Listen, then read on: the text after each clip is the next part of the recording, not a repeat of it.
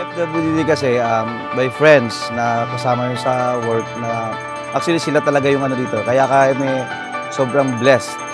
Lalo yung mga members, nakadalawang general meeting kami, in-explain ko talaga sila para transparent, para alam ng members kung anong FWD, kung ano ang cooperation ng club din sa kanila. So yung both sides, in-explain ko rin sa kanila kung anong mangyayari, ganun-ganon, para transparent lang every steps na ginagawa. So yun nga, happy lahat.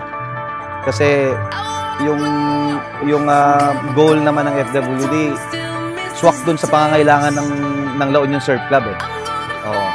So sobrang perfect yung ano, kaya lahat sobrang thankful kami. On behalf of LUSC actually, nagpapasalamat kami sa FWD.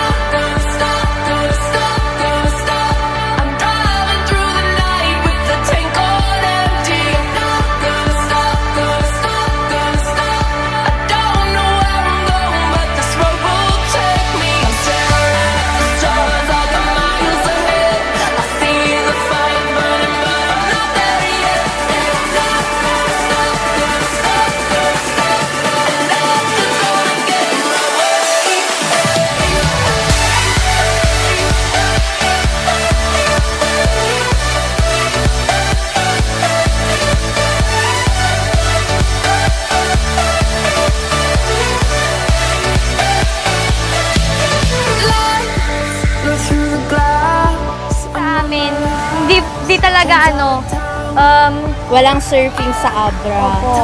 And Tapos, it was cool. The best po siya. Kasi it was our first time. First time din namin pumunta dito. Tas first time din namin mag-surf. Surf. Akala namin may bayad kanina. Kaya ayaw namin tumatanggi lang po kami sa mga offer nila. Oo, kay Kuya Jim. Tas pinilit kami. Tas sabi niya, no, free, ganito.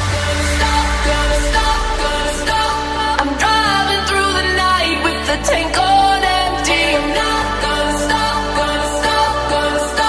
I don't know where I'm going, but this road will take me. I'm staring at the stars like a mine. May free lesson po tayo dito sa mga FWD insurance so yan, so try nyo na po. Yung mga first timers dyan, baka gusto nyo pong subukan. Thank you.